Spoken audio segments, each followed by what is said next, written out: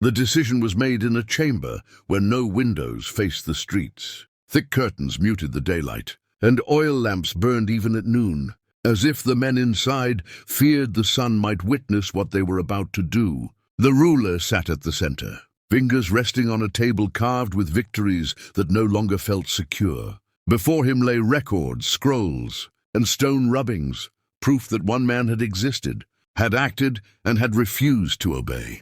That more than any rebellion was the crime. "Remove his name," the ruler said at last. His voice was calm, practiced, the voice of someone used to being obeyed. From everywhere, scribes lowered their eyes. They understood what this meant.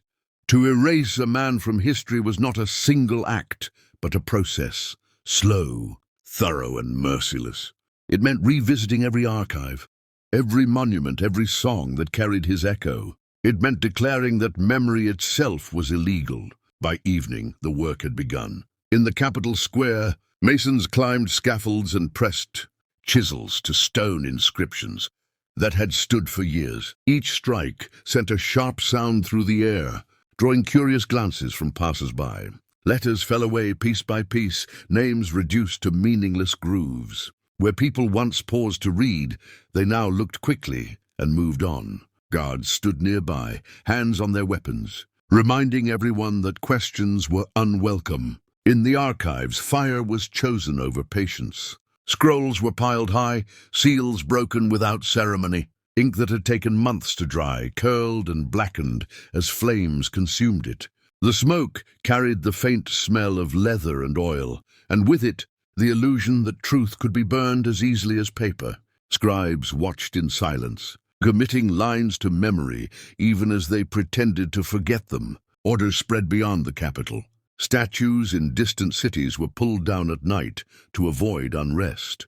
Teachers were given revised lessons, instructed to skip certain years, certain victories, certain questions. Musicians were warned that old songs would bring punishment. A name, once spoken with respect, became dangerous to utter aloud. The man they were erasing had never sought this kind of attention. He had not wanted statues or songs. He had wanted justice in moments where obedience would have been easier.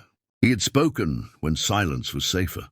He had protected those who could not protect themselves, not to challenge power, but because he believed power existed to serve, not to command blindly. That belief had made him unforgettable and unforgivable. The rulers understood something most tyrants eventually learn. Death is not enough. Martyrs grow stronger. Graves become gathering places. Stories multiply. Erasure, however, promised control. If no one could remember him, then no one could follow him. But memory is stubborn. In the days that followed, people adjusted their lives carefully. Conversations grew cautious. Names were replaced with pauses. A man who had once been praised openly was now referred to indirectly, with phrases like "you," "know who," or "the one before." Parents warned children not to ask questions outside the home. At night, doors were shut before stories were told. Voices lowered as if walls themselves could listen. Some tried to forget. It was easier that way.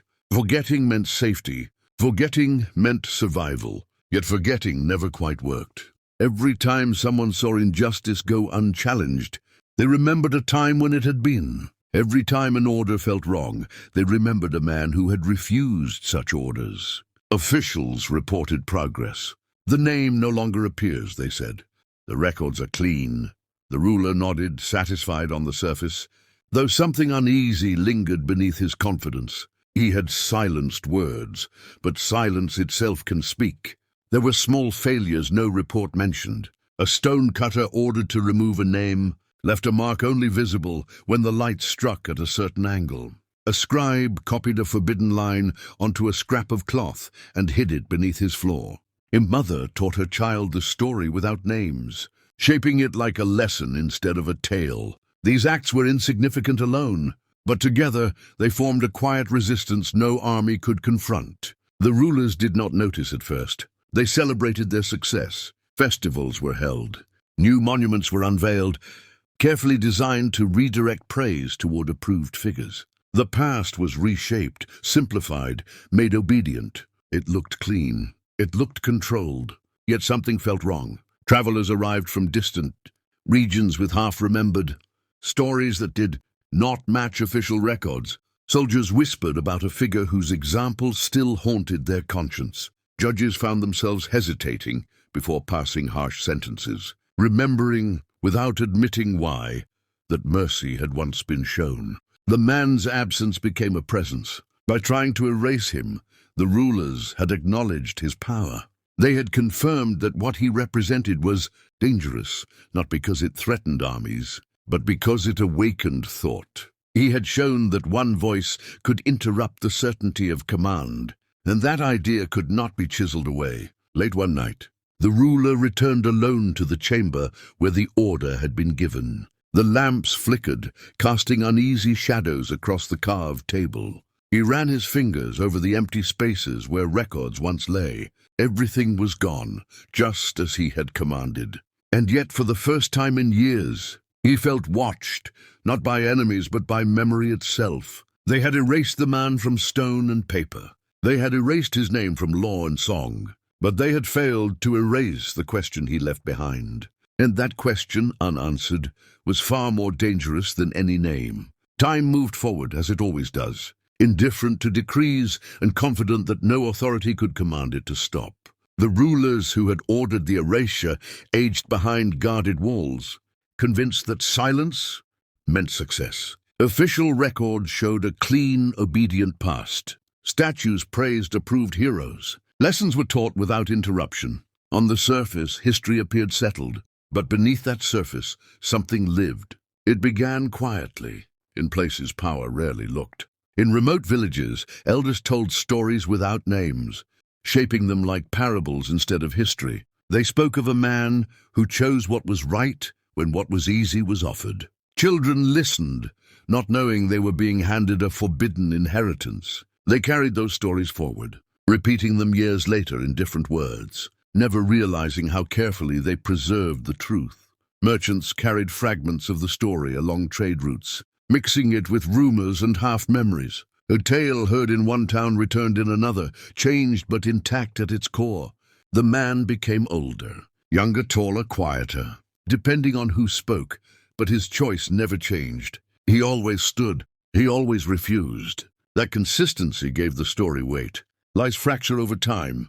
Truth adapts and survives. The empire tried to control language, but language slipped through their fingers. Songs emerged without lyrics that could be punished. Just melodies people hummed while working.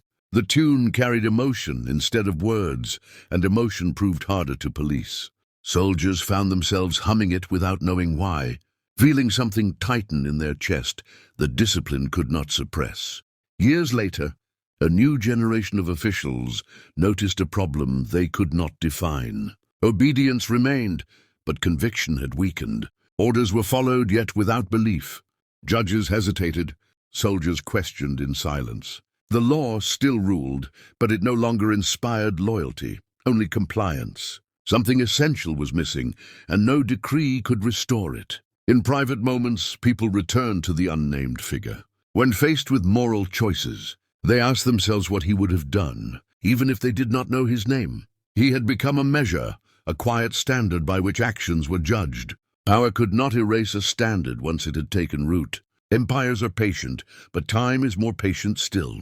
As decades passed, the rulers who feared the man disappeared into history themselves. Their names faded naturally without resistance. No one tried to preserve them. Their laws were revised, then replaced. Their monuments cracked and were repurposed. What they had built with force dissolved the moment that force weakened. The story, however, remained. It surfaced during moments of crisis, when certainty collapsed and people searched for meaning. During famine, people spoke of generosity. During oppression, they spoke of defiance. During fear, they spoke of courage. Each time, the unnamed man returned, not as a character, but as a reminder of what was possible.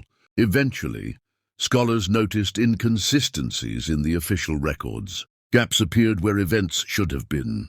Victories that lacked explanation. Decisions that seemed unmotivated. They followed these absences like footprints and discovered patterns no erasure could fully hide. Absence itself became evidence. Quietly, cautiously, the truth began to reassemble. Fragments were collected. Stories compared. Songs traced backward. What had once been a single man emerged again. Not perfectly, not completely, but clearly enough to be recognized. The attempt to erase him had failed because it misunderstood something fundamental. History is not owned by those who write it, but by those who remember it. When the story finally returned to the open air, it no longer needed protection. The empire that feared it was gone. The fear that once surrounded it had lost its power. The man's name, whether spoken or not, carried no threat, only meaning. People did not celebrate him as a conqueror. They did not exaggerate his victories. They honored him for something far more dangerous to tyranny: choice. He had proven that obedience was not inevitable, that silence was not the only path to survival, and that one decision could echo longer than an empire. They had tried to erase him from history, but they failed. They failed because history is not written only by rulers. It is shaped by memory, preserved by conscience, and carried forward by people who refuse to forget what matters. Empires fall when they try to control truth. Legends endure when they protect it. And so the man lived on, not carved in stone, but alive in thought. Not enforced by law, but strengthened by belief. Not remembered because he was powerful, but because he was right. If this story moved you, and you want more powerful legends like this, don't forget to like the video and subscribe to the channel for more untold stories that history tried but failed to erase.